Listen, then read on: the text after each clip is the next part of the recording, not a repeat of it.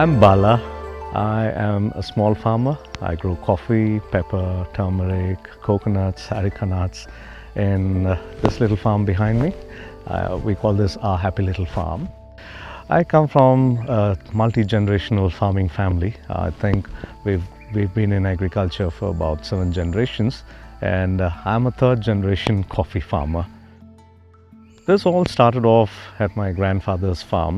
I grew up spending my summer there every year for about 15 years, and so it just sunk into me that a life with farming and agriculture is probably the closest that you can live with in nature.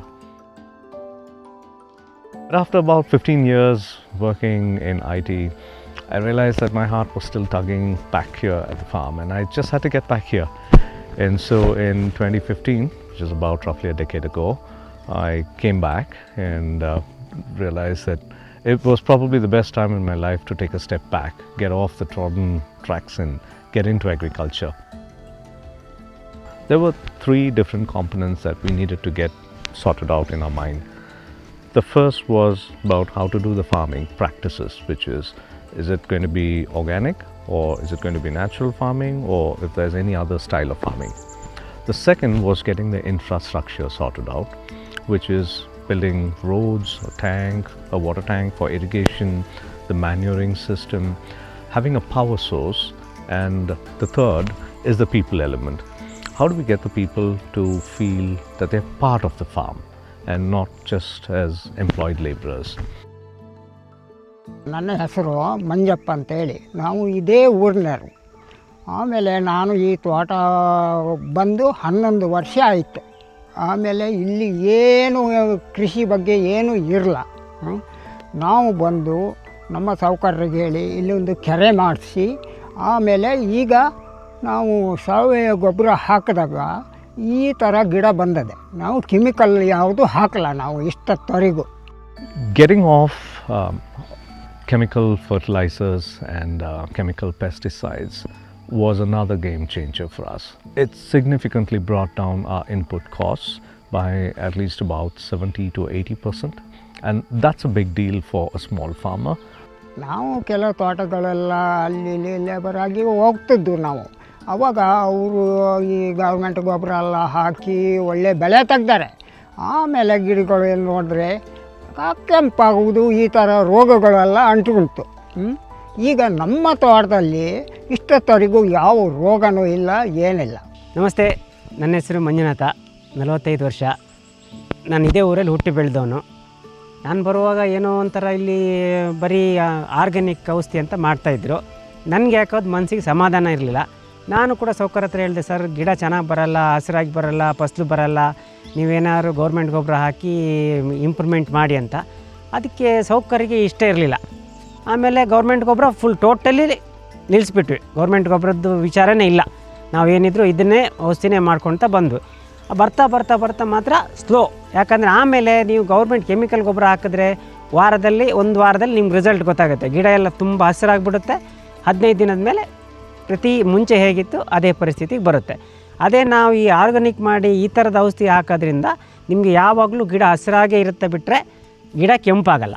ಮರದ ಅಡಿಕೆ ಮರ ಸೋಗೆ ಬೀಳಲಿ, ತೆಂಗಿನ ಮರದ ಹೆಡ್ಲು ಬೀಳಲಿ, ಹಾಲುಹಣ್ಣು ಮರದ ಹರೆ ಕಡಿಲಿ, ಇಲ್ಲ ನಮ್ಮ treading mission ಇದೆ, ಅದಕ್ಕೆಲ್ಲ ಹಾಕಿ ಪುಡಿ ಮಾಡಿ ನಾವು ಗೊಬ್ಬರ ಮಾಡ್ಕೊಳ್ತಾ ಇದ್ದೀವಿ. ಇಲ್ಲಿ ಏನು ಬೆಳೆದಿರುತ್ತೆ ಅದು ಭೂಮಿನೇ ತಗೊಳ್ಳುತ್ತೆ, ಬಿಟ್ಟರೆ ಬೇರೆ ಯಾವುದೇ ಥರದಲ್ಲಿ ಹಾಳಾಗೋದಿಲ್ಲ. ನನ್ನ ಅನಿಸಿಕೆ ಇದು ಭಾರಿ ಒಳ್ಳೆಯದು, ಆರೋಗ್ಯಕ್ಕೂ ಒಳ್ಳೆಯದು, ಕೆಲಸ ಮಾಡೋರಿಗೂ ಒಳ್ಳೆಯದು.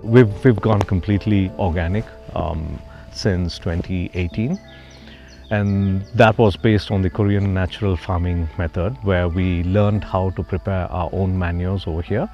So we prepare fish manure, banana flour, lactobacillus, then we use Jivamrita and Panchakavya, which are Indian style manures. The biggest challenge was the power, because in these parts in India, electricity is very unreliable. We would have power cuts for about 8 to 10 hours a day. So irrigation, manuring, organizing the farm, everything was very unstructured, and we really didn't have much control on it. A chance meeting with Akhilesh through a mutual friend changed our perspectives about how we could sustain ourselves with renewable energy. I think I received a call from you. You were in the, when I was in the US. You were in the US. You had the dreams of becoming a coffee farmer. And I had this challenge where I was running around town trying to figure out how to set up a solar powered irrigation system. Yeah. And then I was explaining to you about how I wanted to have a solar powered pump. Correct. And then all of a sudden you just blew me away with this idea of a decentralized solar powered system, which Yeah. I had no clue about. Yeah.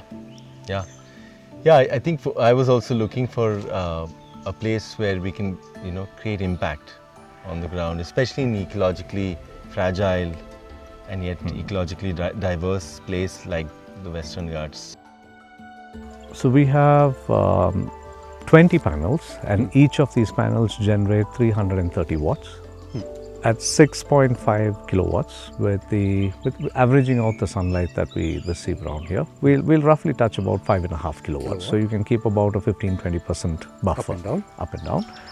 And that's more than enough to power every agricultural equipment that we have. All three-phase, by the way. The irrigation pump, the roasting machine, power sprayers. Most of these were originally run on diesel, fossil fuels. Everything is now switched over to solar.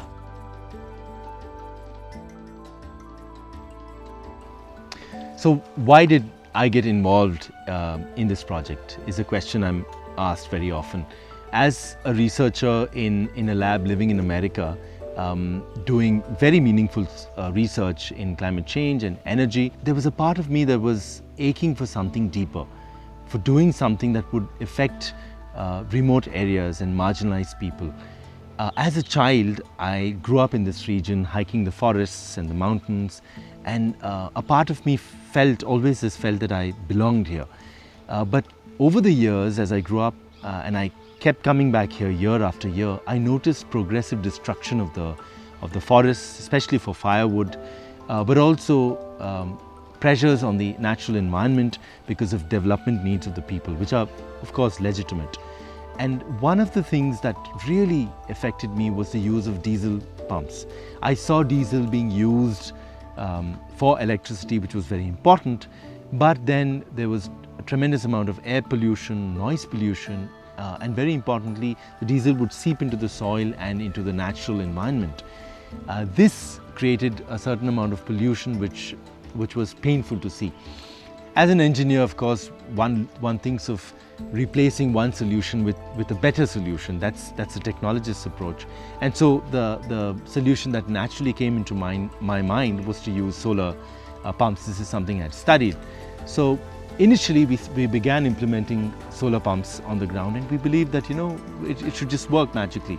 But we soon realized that if the human element is missing, that is, if people don't feel that the technology belongs to them, they're trained and they own this technology, these systems would become redundant very, very quickly.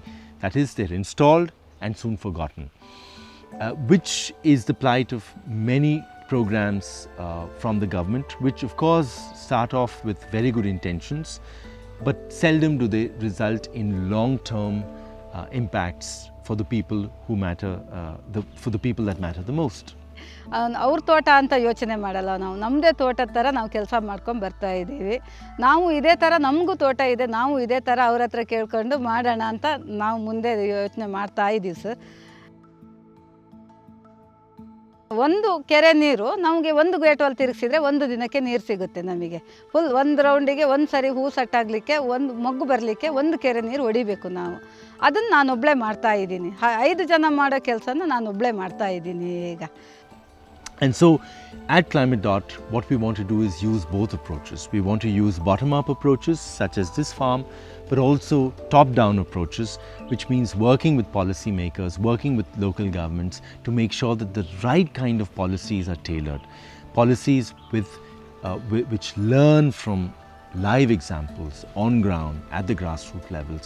So this combination of top-down approaches and bottom-up approaches, we believe, will lead to solutions that don't just impact lives today, but go beyond our lifetimes and really bring change to this very, very beautiful place.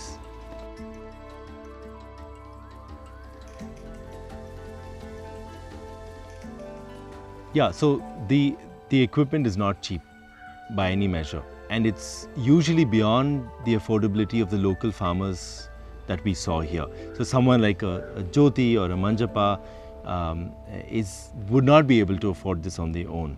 And so a critical aspect of what we are doing is at Climate Dot is to be involved with the people. For instance, in this farm, I've known Bala for the last 6 years, and we've been involved in this very same project, fine-tuning it, playing around with a few things. Some things break, so we keep adopting and adapting this technology. We've been doing this for the last 5 years. So that kind of a sustained investment is almost impossible from government approaches. That's where we need several organizations, several grassroots movements to come and spread this, not just in this region, but across the world.